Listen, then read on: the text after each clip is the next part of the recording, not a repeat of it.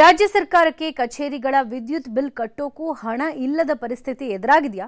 ಈ ಅನುಮಾನ ಈಗ ಜನರಿಗೆ ಆರಂಭ ಆಗಿದೆ. ಇದಕ್ಕೆ ಕಾರಣ ನೀರಾವರಿ ಇಲಾಖೆಯ ನಡೆ. ಕೋಟ್ಯಾಂತರ ರೂಪಾಯಿ ವಿದ್ಯುತ್ ಬಿಲ್ ಬಾಕಿ ಇಟ್ಕೊಂಡಿರೋದ್ರಿಂದ ಇಲಾಖೆಗೆ ಈಗ ಕತ್ತಲ ಭಾಗ್ಯ ಎದುರಾಗಿದೆ. ಕರೆಂಟ್ ಬಿಲ್ ತುಂಬಬೇಕಂತ ಹೇಳಿದ್ರು ಸಹ ತುಂಬಲಿಲ್ಲ.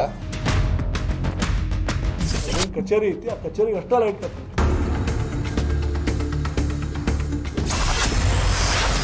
ವಿದ್ಯುತ್ ಬಿಲ್ ಕಟ್ಟಿದ ಸರ್ಕಾರಿ ಕಚೇರಿಗೆ ಕರೆಂಟ್ ಶಾಕ್.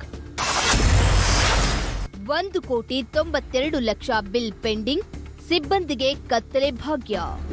ಹೀಗೆ ಕತ್ತಲಲ್ಲೇ ಕುಳಿತಿರುವ ಸಿಬ್ಬಂದಿ, ಫ್ಯಾನ್, ಕಂಪ್ಯೂಟರ್, ಲೈಟ್ ಎಲ್ಲವೂ ಬಂದ್. ಈ ಎಲ್ಲ ದೃಶ್ಯಗಳಿಗೆ ಸಾಕ್ಷಿಯಾಗಿದ್ದು ಬೆಳಗಾವಿ ಜಿಲ್ಲೆಯ ಹಿಡಕಲ್ ಗ್ರಾಮದಲ್ಲಿರುವ ನೀರಾವರಿ ಇಲಾಖೆ. ಕಳೆದ 2 ದಿನಗಳಿಂದ ವಿದ್ಯುತ್ ಸಮಸ್ಯೆಯಿಂದ ಇಲ್ಲಿನ ಸಿಬ್ಬಂದಿ ಪರದಾಡುತ್ತಿದ್ದಾರೆ. ಇದಕ್ಕೆ ಕಾರಣ ವಿದ್ಯುತ್ ಬಾಕಿ ಬಿಲ್ ಕಟ್ಟದೇ ಇರುವುದು.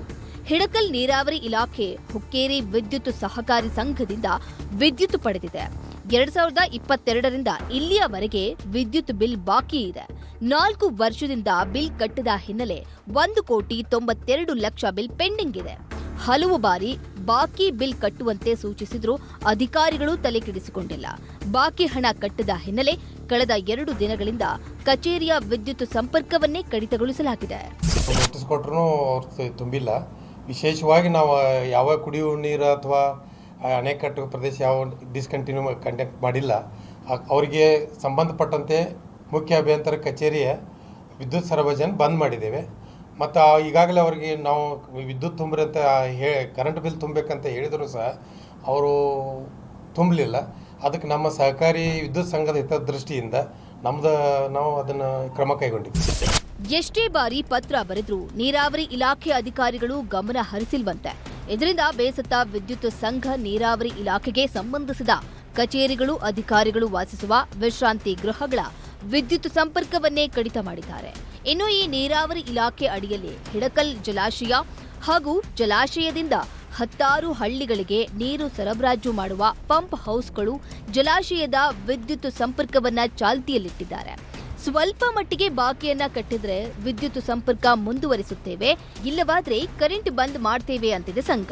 ನಮ್ಮ ಸಂಘದ ಒಂದು ದೃಷ್ಟಿಕೋನದಿಂದ ಇವತ್ತೇನು ನೀರಾವರಿ ನಿಗಮದ ಒಂದು ಏನು ಕಚೇರಿ ಇದೆ, ಆ ಕಚೇರಿಗೆ ಮಾತ್ರ ನಾವು ಲೈಟನ್ನು ಕಟ್ ಮಾಡಿದ್ವಿ.